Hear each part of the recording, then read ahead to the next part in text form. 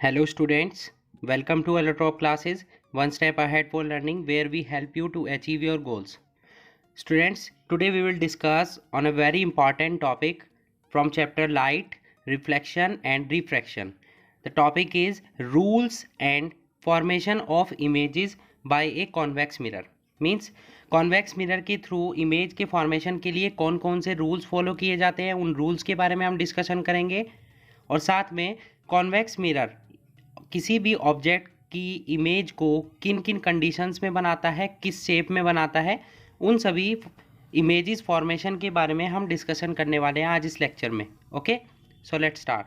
First of all we will discuss on rules and then we will discuss on image formation. The first rule है यहाँ पर हमारा, a ray of light is parallel to the principal axis of a convex mirror appears to be coming from its focus after reflection from the mirror। इस rule का meaning क्या हुआ कि ऐसी कोई भी लाइट की रे जो प्रिंसिपल एक्सिस के पैरेलल हो, जब वो कॉन्वेक्स मिरर से टकराती है तो रिफ्लेक्शन के बाद वो ऐसी अपियरिंग फील होती है जैसे वो फोकस पॉइंट से होकर आ रही हो। ठीक है, जैसा कि आप इस डायग्राम में देख सकते हैं, यहाँ पर हमारे एक रे है पैरेलल, जो पैरेलल रे थी, ये पैरेलल रे है हमारी प्रिंसिपल एक्सिस के पैरेलल। तो जब ये किसी भी कॉन्वेक्स मिरर से, ये हमारा कॉन्वेक्स मिरर है, इससे टकराती है तो रिफ्लेक्ट हो जाती है इस साइड में। और अगर हम इस रिफ्लेक्टेड रे को पीछे के साइड पर मिलाते हैं तो हमें ऐसा फील होता है कि ये रे आपकी रिफ्लेक्ट नहीं हुई है, बल्कि ये फोकस पॉइंट से होकर आई है, जैसे यहाँ पर हो रहा है। तो ये हमारा था फर्स्ट रूल। ओके, नेक्स्ट चलते हैं हम सेकेंड रूल पर। सेकेंड रूल है हमारा, a ray of light going towards the center of curvature of a convex mirror is reflected back along the same path। ऐसी कोई भी लाइट की रे जो सेंटर ऑफ कर्वेचर के साइड जा रही हो, जब भी वो कॉन्वेक्स मिरर से टकराती है तो कॉन्वेक्स मिरर का जो सेंटर ऑफ कर्वेचर है, जिसकी साइड रे ऑफ लाइट जा रही है, वो वहाँ से रिफ्लेक्ट हो जाएगी उसी पाथ पर जिस पाथ से वो आ रही है। ठीक है, जैसे कि डायग्राम में यहाँ आप देख सकते हैं कि एक रे है हमारे लाइट की और ये किस डायरेक्शन में जा रही है, सेंटर ऑफ कर्वेचर में। सेंटर ऑफ कर्वेचर है यहाँ पर सी, किसका, कॉन्वेक्स मिरर का।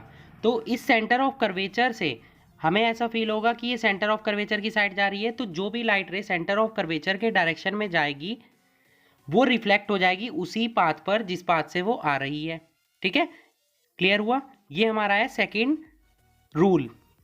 थर्ड रूल है हमारा, a ray of light going towards the focus of a convex mirror becomes parallel to the principal axis after reflection। Rule number third हमारा rule number one का just opposite है।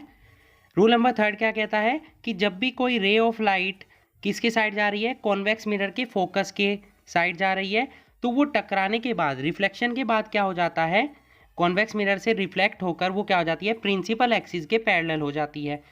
Okay, जैसे यहाँ पर एक रे है हमारी, ये रे ऑफ लाइट जो कि फोकस पॉइंट की साइड जा रही है।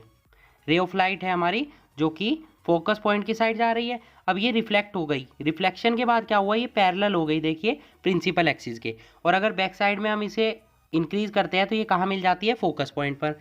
तो ऐसा फील हो रहा है कि रे ऑफ लाइट कहाँ जा रही है, फोकस पॉइंट से, बट रिफ्लेक्शन के बाद ये पैरेलल हो जाती है किसके, प्रिंसिपल एक्सिस के। ये है हमारा rule number third. Now rule number four, a ray of light which is incident at the pole of a convex mirror. एक रे ऑफ लाइट जो कि कॉन्वेक्स मिरर के पोल पर इंसिडेंट है, रिफ्लेक्शन के बाद सेम एंगल से क्या हो जाती है, प्रिंसिपल एक्सिस के जस्ट अपोजिट साइड में सेम एंगल बनाते हुए क्या हो जाती है, वो रिफ्लेक्ट हो जाती है। Means incidence angle is equals to किसके हो जाएगा, रिफ्लेक्टेड एंगल के। As you can see that in the figure, एक रे ऑफ लाइट है हमारी, ये यहाँ पर इंसिडेंट एंगल आई पर किसी भी कॉन्वेक्स मिरर के पोल पी से टकराती है और उसी एंगल पर, रिफ्लेक्टेड एंगल पर क्या हो जाती है, रिफ्लेक्ट हो जाती है। Means incidence angle i is equals to reflected angle r. Okay, so these are the four rules for image formation by a convex mirror. अब यहाँ पर एक इंपॉर्टेंट पॉइंट है कि कॉन्वेक्स मिरर के थ्रू जब भी हम इमेज फॉर्मेशन को देखते हैं, या कॉन्वेक्स मिरर के थ्रू जब भी इमेज का फॉर्मेशन होता है किसी भी ऑब्जेक्ट की, तो ऑब्जेक्ट को जब भी हम कॉन्वेक्स मिरर के फ्रंट साइड में रखते हैं तो हमेशा कॉन्वेक्स मिरर के थ्रू इमेज का फॉर्मेशन मिरर के पीछे की साइड होता है, मींस बिहाइंड द मिरर होता है। और इमेज कैसी बनती है? वर्चुअल बनती है, इरेक्ट बनती है और डिमिनिश्ड बनती है, मींस ऑब्जेक्ट से स्मॉल साइज की इमेज बनती है कॉन्वेक्स मिरर के थ्रू। ठीक है, तो ये आपको याद रखना है पॉइंट। अब देखते हैं इमेज फॉर्मेशन, कॉन्वेक्स मिरर के थ्रू इमेज का फॉर्मेशन कैसे होता है। तो यहाँ पर इमेज फॉर्मेशन के लिए ऑब्जेक्ट को कॉन्वेक्स मिरर के सामने दो कंडीशंस में रख सकते हैं। फर्स्ट कंडीशन क्या है कि इसको ऑब्जेक्ट को हम पोल और इन्फिनिटी के बीच में कहीं पर भी रख सकते हैं, और सेकंड है जब हम ऑब्जेक्ट को इन्फिनिटी पर रखते हैं। ठीक है, तो वन बाय वन हम डिस्कशन करेंगे इन इमेज फॉर्मेशन के बारे में। फर्स्ट क्या है हमारा, जब हमारा ऑब्जेक्ट कहाँ पर हो, पोल और इन्फिनिटी के बीच में प्रेजेंट हो कहीं पर भी, और फ्रंट साइड पर हो कॉन्वेक्स मिरर के, तो इमेज कहाँ पर बनेगी हमारी? बिहाइंड द मिरर बनेगी, between pole and focus. Mirror के पीछे तो बनेगी, पर कहाँ पर बनेगी? पोल P और फोकस F के बीच में बनेगी। उसका साइज कैसा होगा? वर्चुअल एंड इरेक्ट होगा और डिमिनिश्ड होगी, मतलब smaller than the object size. Okay, यहाँ आप डायग्राम में देख सकते हैं एक ऑब्जेक्ट है हमारा AB जो कि कॉन्वेक्स मिरर के सामने रखा हुआ है। ठीक है, तो ऑब्जेक्ट से क्या होगा? दो रे ऑफ लाइट निकलेंगी। फर्स्ट जो पैरेलल होगी वो रिफ्लेक्शन के बाद कहाँ से चली जाएगी? रूल्स में पढ़ा है अभी हमने, जो रे ऑफ लाइट पैरेलल होती है वो कॉन्वेक्स मिरर से रिफ्लेक्शन के बाद क्या हो जाती है? ऐसा फील होता है पीछे से मिलाने पर कि वो कहाँ पर मिलेगी? जाकर फोकस पॉइंट पर। ठीक है, सेकेंड रे ऑफ लाइट जो सेंटर ऑफ कर्वेचर की डायरेक्शन में जाती है वो रिफ्लेक्ट हो जाती है बैक। इन दोनों लाइट रेज को हम जब पीछे की साइड मिलाते हैं, एक तो सेंटर ऑफ कर्वेचर पर मिलती है जाकर और एक फोकस पॉइंट पर, जहाँ दोनों एक दूसरे को कट करती हैं वहाँ पर हमारा क्या है? ऑब्जेक्ट AB की इमेज बन जाती है A', B', जो कि हमारी वर्चुअल होती है और इरेक्ट होती है, और कॉन्वेक्स मिरर के पीछे बनती है बिहाइंड द मिरर, और साइज कैसा होगा? Diminished, smaller than the object. ठीक है, क्लियर हुआ? सेकंड कंडीशन क्या है हमारी? जब ऑब्जेक्ट को हम कहाँ पर रखते हैं? इन्फिनिटी पर। ठीक है, तो इमेज कहाँ बनती है? बिहाइंड द मिरर ही बनेगी, बट इस टाइम कैसी कहाँ पर बनेगी? वो फोकस पॉइंट पर। पहले कहाँ बन रही थी?